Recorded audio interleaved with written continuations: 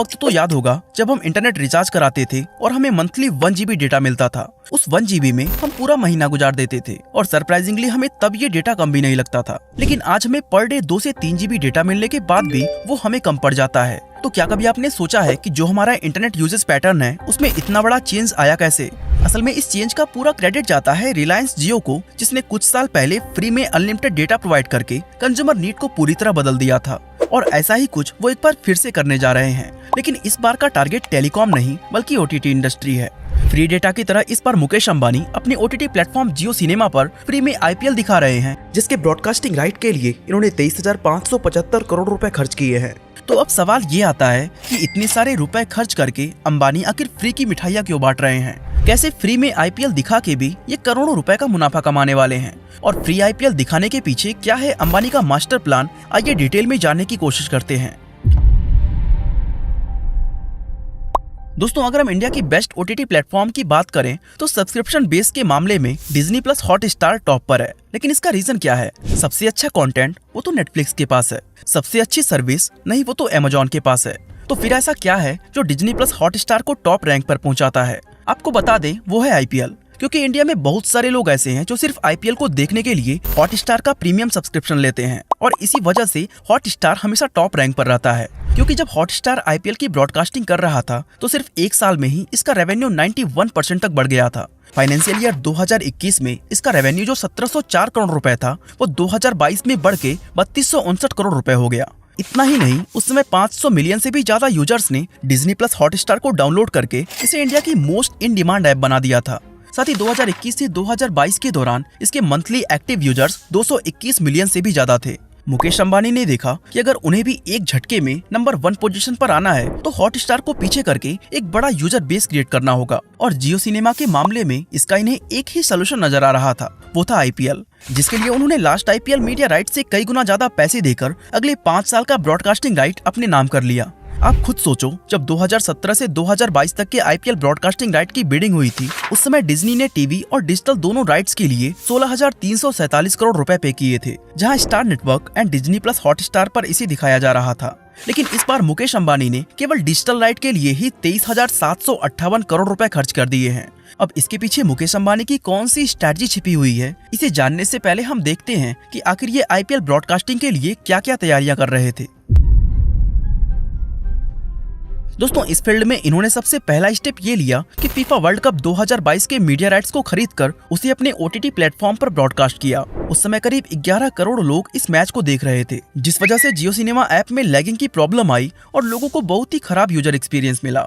Actually FIFA world cup को broadcast करना इनके लिए एक ट्रायल की तरह था, ताकि ये देख सकें कि जब ज्यादा नंबर में ऑडियंस आती है तो ऐप में किस किस तरह के प्रॉब्लम्स आ सकते हैं। क्योंकि इंडिया में फुटबॉल के मुकाबले क्रिकेट की ऑडियंस कई गुना ज्यादा बड़ी है और जब IPL की ब्रॉडकास्टिंग होगी तो करोड़ों लोग इस प्लेटफॉर्म से जुड़ते जाएंगे। ऐसे में प्लेटफॉर्म की खामियों को जानना बहुत जरूरी था।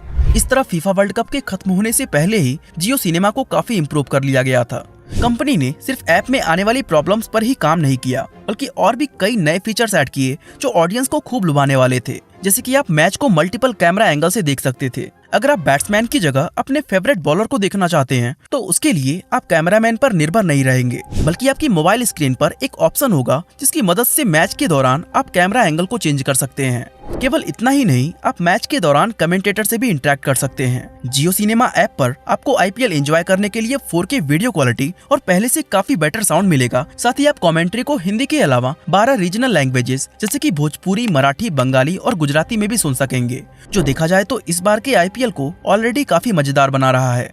अब सबसे बड़ा सवाल ये आता है कि इतने सारे प्रीमियम फीचर्स देने के बाद भी मुकेश अंबानी आखिर IPL को फ्री में कैसे दिखा पा रहे हैं। आपको बता दें, इतना कुछ फ्री में करने के बाद भी मुकेश अंबानी घाटे में नहीं हैं और आने वाले समय में वो इससे कई गुना ज्यादा प्रॉफिट निकालने वाले हैं।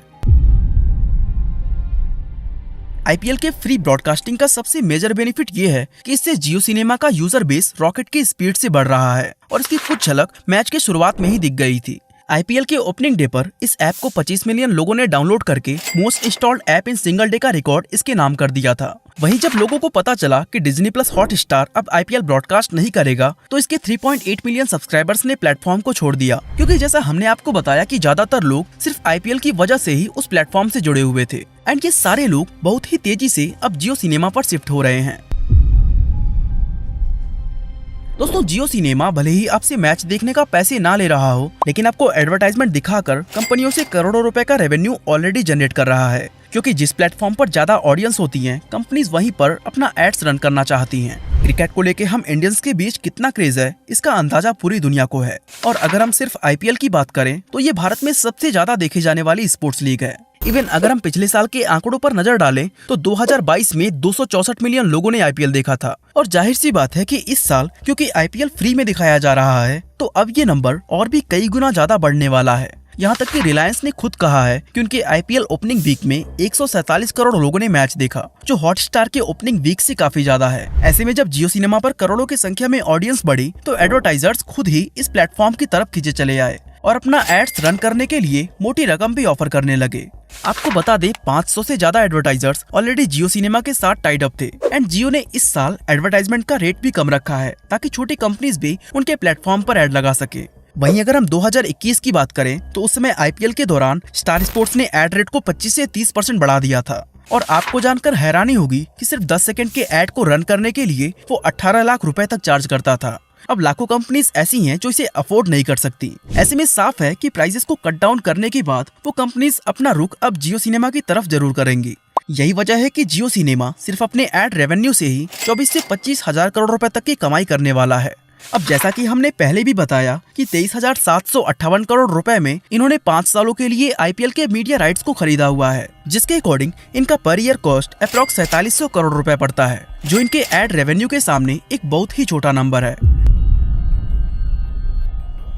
आप आईपीएल चाहे जियो सिनेमा पर देखें या टीवी चैनल स्टार स्पोर्ट पर, इन दोनों से मुकेश अंबानी का ही फायदा होने वाला है। अब आप सोचेंगे कि टीवी पर आईपीएल देखने से भला अंबानी का क्या फायदा होगा। दरअसल इंडिया के अंदर फिलहाल 43.5% से ज्यादा लोगों के पास स्मार्टफोन है। वहीं लगभग 70% घरों में केबल टीवी मौजूद है। इससे ये बात तो साफ है कि टीवी की ऑडियंस फोन के कंपैरिजन में हाई है। इंडिया के इन 70% घरों में लगभग 14 करोड़ केबल टीवी कनेक्टेड है, जिसमें से 1.7 करोड़ केबल डेन, हैथवे और जीटीपीएल नाम की कंपनीज ऑपरेट करती हैं। और सबसे कमाल की बात यह है कि इन तीनों कंपनीज के सबसे बड़े शेयर होल्डर कोई और नहीं बल्कि मुकेश अंबानी ही हैं। जहां डेन में इनके लगभग 59% शेयर हैं, वहीं हैथवे में रिलायंस का शेयर 51.34% है। इसके अलावा हैथवे खुद जीटीपीएल का 37.3% शेयर ओन करता है, यानी इनडायरेक्टली रिलायंस उस कंपनी में भी शेयर ओन करता है। ऐसे में मुकेश अंबानी ने इसका भरपूर फायदा उठाया और आईपीएल शुरू होने से जस्ट पहले इन तीनों कंपनीज के बेस प्राइस को इंक्रीज कर दिया। एग्जाम्पल के लिए जीटीपीएल ने अपने बेस प्राइस को 30% इंक्रीज करके 225 रुपए कर दिया है।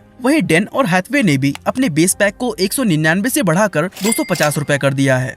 इसका साफ साफ मतलब ये है कि अगर आप टीवी पर आईपीएल को देखना चाहते हैं तो आपको पहले से ज्यादा प्राइस पे करके ये बेसिक पैक रिचार्ज करना ही पड़ेगा। एंड वही दूसरा ऑप्शन है फ्री में जियो सिनेमा ऐप पर आईपीएल के मजे लेना, जिससे ज्यादा से ज्यादा संख्या में ऐप्स को डाउनलोड किया जाएगा और इसका यूजर बेस बढ़ेगा। तो चाहे आप टीवी पर आईपीएल देखें या जियो सिनेमा ऐप पर, दोनों तरफ से फायदा अंबानी को ही होने वाला है।